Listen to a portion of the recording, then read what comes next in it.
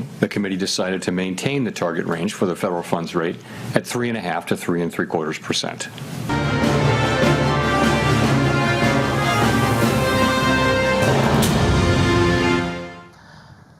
Bank Sentral Amerika Serikat mempertahankan suku bunga acuan di rentang 3,5 hingga 3,75% di awal tahun 2026 ini. Sementara Bank Indonesia juga telah menahan BI rate di level 4,75%. Sejumlah kalangan di tanah air pun tengah mencermati sejauh mana dampak dari penahanan suku bunga tersebut terhadap pasar surat utang di tanah air.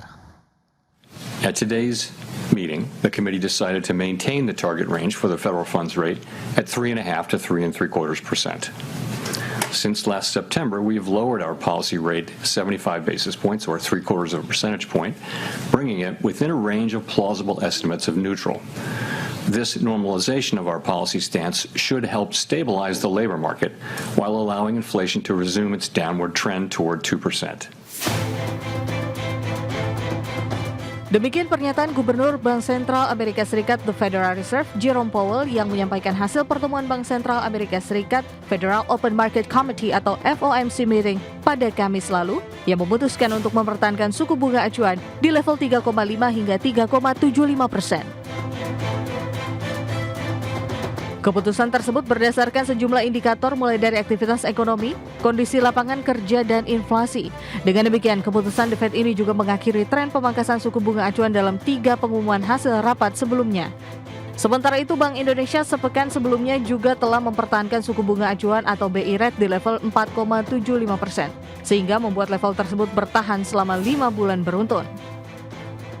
Memutuskan untuk mempertahankan BI rate sebesar 4,75%, suku bunga deposit facility tetap sebesar 3,75%, dan suku bunga lending facility tetap sebesar 5,50%. Keputusan ini konsisten dengan fokus kebijakan saat ini, yaitu pada upaya stabilisasi nilai tukar rupiah dari dampak meningkatnya ketidakpastian global, guna mendukung pencapaian sasaran inflasi 2026-2027 dan mendorong pertumbuhan ekonomi. Di sisi lain, keputusan The Fed untuk mempertahankan suku bunga acuan dinilai akan berdampak terhadap ekonomi Indonesia, salah satunya pasar surat utang atau obligasi. Selain itu, berpotensi menahan aliran modal asing masuk Indonesia, meningkatkan volatilitas, serta mempengaruhi imbal hasil atau yield obligasi di dalam negeri. Jakarta, Tim Liputan IDX Channel. Ya, pemirsa, untuk membahas tema kita kali ini, kebijakan Bank Sentral Amerika Serikat dan pasar obligasi Indonesia, kita sudah tersambung melalui Zoom bersama dengan Bapak Salvian Fernando, Head of Research and Market Information Unit dari Penilai Harga Efek Indonesia PHI. Langsung saja kita sapa ini. Halo, Pak Salvian, apa kabar? Apa kabar? Kabar baik, Mas Pras. Kabar baik juga, terima kasih atas waktu yang disempatkan. Itu dia tadi sudah disampaikan ya, Bank Sentral Amerika Serikat juga sudah mempertahankan suku bunga acuannya, sementara Bank Indonesia sebelumnya juga sudah mempertahankan di 4,75%. Nah, sebelum membahas lebih jauh, bagaimana sih pandangan PHI ya terkait dengan kondisi dari pasar surat utang begitu di pasar global dan juga Indonesia, kalau nanti kita akan coba kaitkan dengan pergerakan suku bunga acuan di Amerika Serikat dan Indonesia ini. Pak Salvian, silakan. Ya.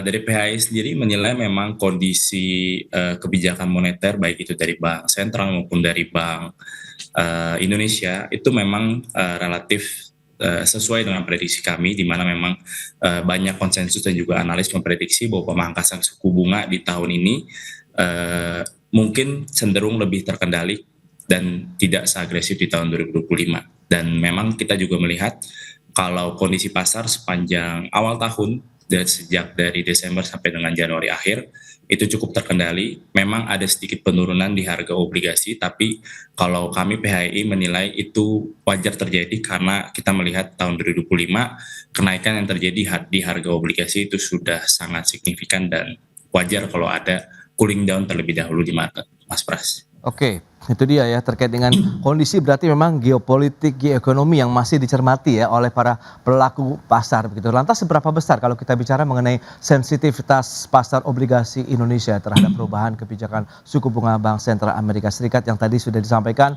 masih bertahan di 3,5 sampai dengan 3,75% begitu, Pak Pak Sofyan? Ini. Ya, kalau ditanya seberapa sensitif, memang tentu kebijakan moneter itu menjadi salah satu hal yang paling mempengaruhi pasar obligasi baik itu global maupun Indonesia. Oke. Jadi kalau kita tanya sensitif, memang sangat sensitif dan sangat berpengaruh. Tapi sensitivitasnya seberapa banyak kita tidak bisa bilang karena bervariasi dan tergantung berbagai kondisi yang lainnya. Cuman kalau kita perhatikan di saat ini pasar itu lebih memperhatikan seberapa lama kebijakan moneter ini akan bertahan, terutama di level 3,5 sampai 3,75% ini, dan terutama kita juga akan menyimak pergantian kepala atau ketua The Fed yang baru dari Jerome Powell menjadi ketua yang baru, dan itu kita mungkin akan melihat ada perbedaan sudut pandang dari segi kebijakan moneter kah atau akan tetap sama sesuai dengan prediksi. Itulah yang memang dinanti pasar dan itu lebih berpengaruh dibandingkan dengan keputusan di Januari kemarin bahwa The Fed masih tetap mempertahankan suku bunganya. Itu sih, Mas Pras. Oke, berarti memang lagi-lagi masih mencermati proses pergantian dari Gubernur Bank Sentral di Amerika Serikat begitu ya. Nanti akan seperti apa, apakah kebijakan juga akan berubah atau tidak. Nah, kalau kita tarik ke Indonesia sendiri, di mana Bank Sentral kita begitu, Bank Indonesia juga kan sudah menahan suku bunga kita di 4,75%. Apakah posisi ini, level ini bisa menjaga pasar surat utang juga nih di dalam negeri? Ya, kalau kita melihat dari segi keputusan Bank Indonesia untuk mempertahankan suku bunga itu kami kembali lagi bilang itu sesuai dengan prediksi kami juga, karena memang kami melihat ruang dari Bank Indonesia untuk memangkas suku bunga sudah banyak dilakukan di tahun 2025, sehingga di tahun 2026 ini mungkin ruangnya tidak seagresif di tahun 2025. Terutama karena kita melihat tekanan di nilai tukar rupiah itu juga cukup tinggi. Jadi sehingga kalau pemangkasan suku bunga masih mau dilakukan, ada resiko di nilai tukar yang perlu dijaga oleh Bank Indonesia. Nah, tapi kita melihat kembali respon pasar, ternyata memang pasar obligasi Indonesia cukup resilient dengan kita melihat kestabilan makroekonomi di Indonesia yang sangat baik dan cukup terkendali. Makanya kita lihat di impact-nya di pasar obligasi Indonesia tidak mengalami penurunan harga yang cukup signifikan. Dan bahkan kita bisa bilang ini cukup stabil di bulan Januari ini, Mas Pras. Oke, cukup stabil di awal tahun. Kita akan cermati sejauh mana juga dampak pergerakan imbal hasilnya atau yield dari surat utang dan juga obligasi korporasi di dalam negeri di segmen berikutnya. Pak Salvian, kita akan jeda dulu sebentar ya. Baik, pemirsa, jam beranjak dari tempat Anda. Kami akan segera kembali usai pariwara berikut ini. Ya, terima kasih Anda masih bergabung bersama kami dalam Market Review. Dan berikut ini kami sampaikan data. Kita akan cermati bersama seperti apa pergerakan dari suku bunga acuan dari Bank Sentral Amerika Serikat, Fed Funds Rate. Ini dia, seperti yang bisa Anda saksikan di layar televisi Anda. Sempat memang bertahan di 4,25 sampai dengan 4,5% dari Juni, kemudian Juli. Tapi di bulan September turun menjadi 4% sampai dengan 4,25%. Di bulan Oktober berikutnya juga turun menjadi 3,75 sampai dengan 4%. Dan di bulan Desember 3,5 sampai dengan 3,75%, dan ini bertahan sampai dengan Januari tetap di 3,5 sampai dengan 3,75% untuk pergerakan suku bunga acuan Bank Sentral Amerika Serikat. Lantas bagaimana dengan pergerakan suku bunga di Indonesia? Ini dia.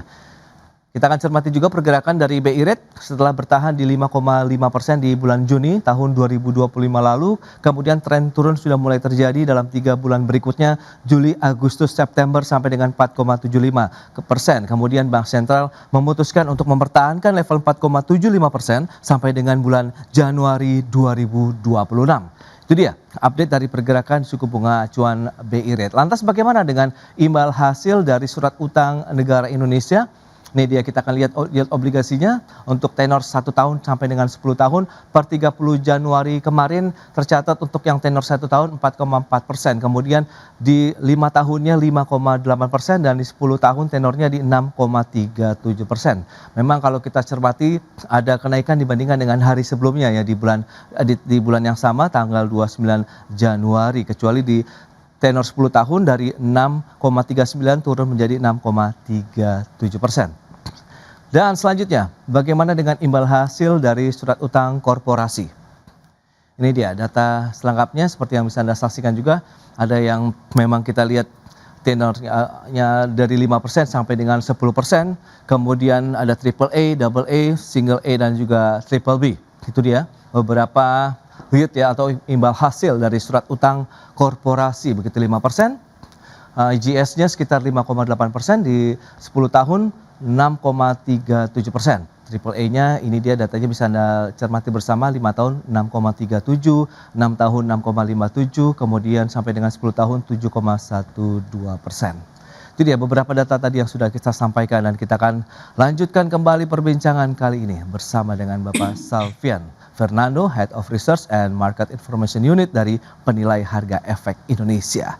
Ya, itu dia. Dengan beberapa data yang tadi sudah disampaikan Pak Salvian, tadi sempat tertunda. Bagaimana Anda melihat kalau kita lihat strategi, kemudian bagaimana dampak dengan ditahannya suku bunga acuan Amerika Serikat, begitu kemudian Bank Indonesia terhadap pasar surat utang Indonesia, khususnya dari sisi imbal hasil atau yield-nya ini? Silakan. Ya, kalau dari sisi yield memang kita melihat di awal tahun ini Mas Pras ada kenaikan yield obligasi dari keseluruhan tenor, mau dari tenor jangka pendek sampai ke tenor jangka panjang.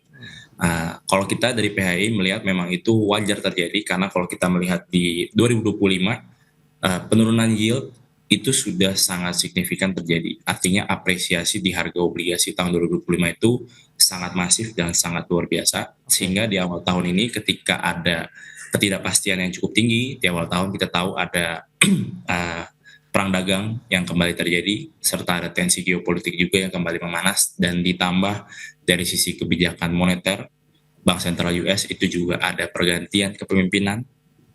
Wajar kalau market merasa ini perlu ada konsolidasi, dan sehingga wajar kalau terjadi koreksi sementara di bulan Januari ini. Makanya kalau kita lihat yieldnya dibandingkan dengan akhir tahun 2025 itu ada kenaikan, walaupun tidak terlalu banyak, Mas Pras. Oke. Nah, apakah keputusan The Fed belakangan ini yang lebih mempengaruhi dari sisi obligasi tenor pendeknya kah atau tenor panjang, Mas Salvian? Iya. Kalau kita lihat sebetulnya secara jangka pendek, tenor obligasi suku bunga itu lebih mempengaruhi ke tenor jangka pendek dibandingkan dengan tenor jangka panjang. Kalau kita lihat di tahun 2025, market itu bergerak dalam istilahnya kita sebut bull steepening. Artinya penurunan harga atau penurunan yield obligasi itu terjadi lebih cepat di tenor pendek karena ada agresif pemangkasan suku bunga yang terjadi di tahun 2025. Nah, kita lihat hal itu masih terjadi di tahun 2025, di mana walaupun tadi saya bilang tenor yield-nya naik dari tenor pendek sampai tenor panjang, tapi kenaikannya itu lebih sedikit terasa di tenor jangka pendek, Mas Pras. Oke. Lebih terasa kepada untuk yang surat utang tenor jangka pendek begitu ya. Nah, kalau kita lihat respon investor asing terhadap sinyal kebijakan moneter Amerika Serikat dan sejauh mana arus modal asing yang memengaruhi terkait dengan volatilitas harga obligasi di dalam negeri itu bagaimana? Apakah memang cukup kencang juga, atau ya seperti yang Anda katakan sebenarnya pasar obligasi Indonesia tuh saat ini lebih resilient karena ditopang oleh fundamental ekonomi yang sedang baik-baiknya begitu? Iya, kalau kita lihat kondisi pasar obligasi Indonesia saat ini itu, terutama surat utang negara, itu didominasi oleh investor lokal. Saat ini pemilikan investor asing itu hanya sekitar 13-14%, di mana itu sangat rendah, dan memang setiap tahun mengalami penurunan rata-rata. Bukan karena ada outflow juga, tapi memang karena tidak ada pembelian kembali yang dilakukan cukup masif oleh investor asing. Nah, kalau kita lihat di awal tahun ini juga masih terjadi. Kita lihat sampai Januari inflow dari asing itu masih baru sekitar 3 triliun untuk investor, untuk obligasi pemerintah, sehingga pengaruh arus dana asing itu tidak terlalu berpengaruh ke harga obligasi Indonesia. Makanya kita bisa lihat ketika mungkin pasar saham ada terkena isu global dan ada foreign outflow yang cukup signifikan, itu tidak terjadi di pasar obligasi. Karena keadaan posisi kepemilikan investornya itu sangat berbeda dengan saham, Mas Pras.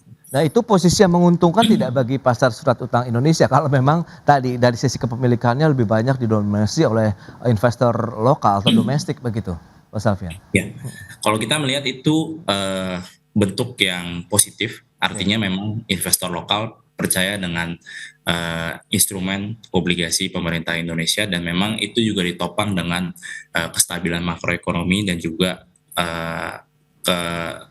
sinergi antara kebijakan moneter dan juga kebijakan fiskal yang cukup baik. Nah, Oke. kita lihat nanti ke depannya kalau memang perekonomian Indonesia akan lebih baik lagi, saya rasa ketika nanti minat investor asing meningkat, itu juga akan kembali lebih meningkatkan pasar obligasi Indonesia dibandingkan posisi saat ini. Oke. Nah, sekarang dari perspektif dari PHI, apakah valuasi obligasi Indonesia saat ini ya masih mencerminkan juga risiko global, kemudian khususnya risiko dari kebijakan moneter negeri Paman Sam tadi? Ya, secara umum kalau kita bilang dari sisi valuasi, sebetulnya kita kan membandingkan dengan rating negara kita yang triple B Oke. dan juga posisi surat hutang patokan di global yaitu Amerika Serikat.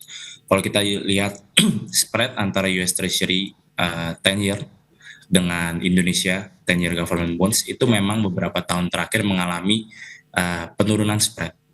Artinya kalau dulu kita biasa melihat spread antara obligasi pemerintah Amerika Serikat dengan Indonesia itu lebar sekitar 400 sampai 500 basis.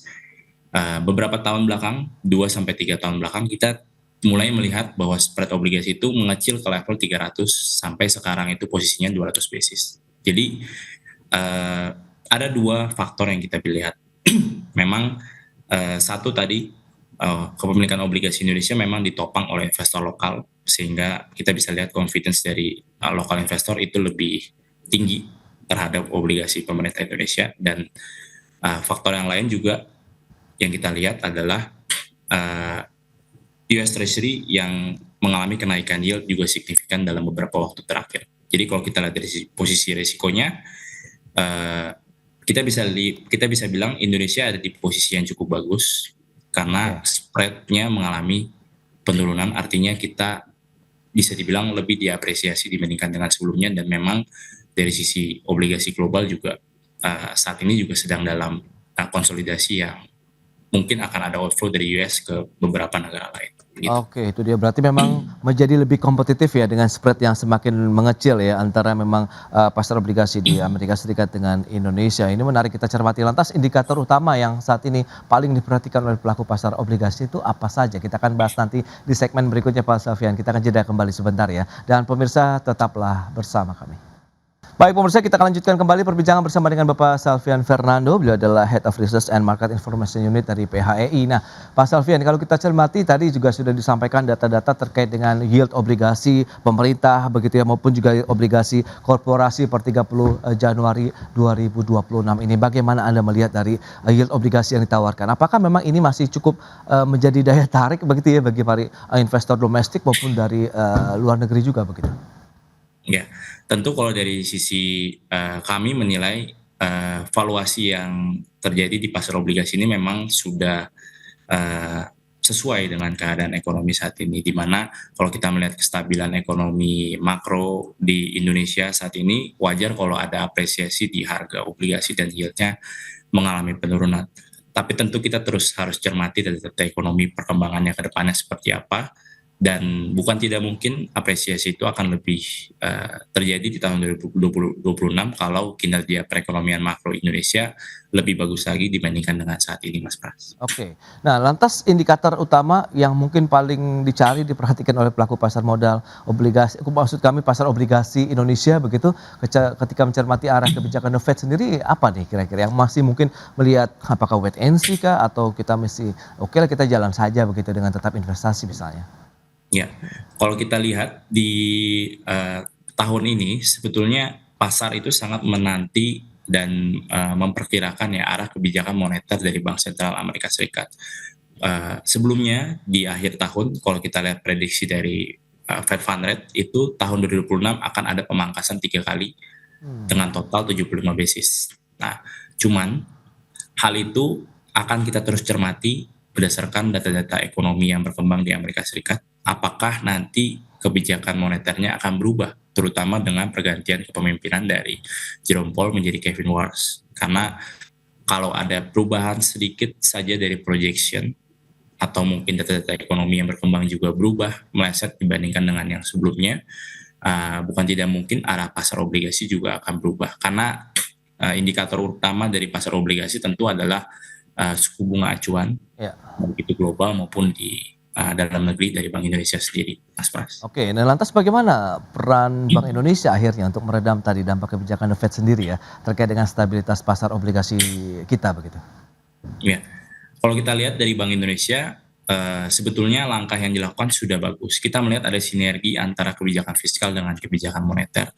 Kebijakan fiskal yang pro-growth, Oke. itu kita lihat didukung oleh kebijakan moneter yang juga menurunkan suku bunga. Salah satunya tujuannya adalah untuk mendorong perekonomian Indonesia. Jadi ada sinergi di situ dan kita melihat itu hal positif. Nah, salah satu hal lain yang kita lihat dari langkah Bank Indonesia yang cukup bagus adalah peranan dia dalam menjaga nilai tukar rupiah dan juga likuiditas di pasar. Ya. Itu kami lihat di tahun 2025 berjalan dengan sangat baik dan sampai dengan awal tahun juga kita lihat masih berjalan dengan baik. Jadi kami sih melihat peranan Bank Indonesia ini sangat penting dan memang langkahnya so far sudah tepat dari sisi kami. Oke, dengan tantangan global kemudian kemana domestik yang masih cukup seksi, Anda melihat sepertinya adakah pergeseran preferensi ya, minat investor lah kalau kita bicara mengenai pasar obligasi. Apakah mereka beralih dari obligasi pemerintah, misalnya masuk ke dalam obligasi korporasi atau sebaliknya, atau Anda melihat ini normal-normal saja begitu dalam artian untuk pasar obligasi di dalam negeri? Oke, kalau kondisi pasar di dalam negeri sebetulnya kalau kita melihat memang sampai saat ini Mas Pras masih didominasi oleh obligasi pemerintah. Oke. Secara total outstanding pasar obligasi Indonesia itu 90% ada di obligasi pemerintah. Sisanya ada di obligasi korporasi. Jadi memang masih didominasi. Tapi kita lihat tren dari obligasi korporasi setiap tahunnya terus mengalami peningkatan. Bahkan 2025 itu merupakan salah satu merupakan tahun dengan total issuance obligasi korporasi tertinggi dibanding tahun-tahun sebelumnya. Nah, kita melihat tren dari obligasi korporasi yang mengalami peningkatan ini cukup positif dan memang respon market juga positif. Market tuh banyak mencari obligasi-obligasi korporasi yang menarik karena banyak yang menjanjikan dan memberikan yield yang lebih tinggi tentunya dibandingkan dengan obligasi pemerintah. Oke, berarti dengan target penerbitan surat utang pemerintah di tahun 2026 ini antara 150 sampai dengan 170 triliun ini kansnya masih cukup baik, optimisnya tinggi begitu, Mas Alvin? Iya, sangat tinggi Mas Pras. Oke, nah dengan dinamika global yang masih fluktuatif, sektor ataupun jenis obligasi yang mungkin dinilai paling defensif akhirnya juga menarik bagi investor saat ini yang seperti apa nih? Oke. Tentu kalau dari sisi preferensi defensif, kita selalu rekomendasikan paling awal tentunya adalah obligasi pemerintah. Oke. Tapi kalau dari sisi korporasi, kalau melihat dari nature-nya dan juga dari sisi market, yang paling aman memang biasanya adalah investor mengincar sektor-sektor keuangan seperti perbankan, multi-finance, insurance. Itu adalah sektor-sektor yang dinilai cukup defensif terutama dari sisi investor obligasi. Untuk sektor-sektor lain harus melihat kondisi industri dan juga prospek dari perusahaannya masing-masing. Baru kita bisa menilai resikonya seperti apa, Mas.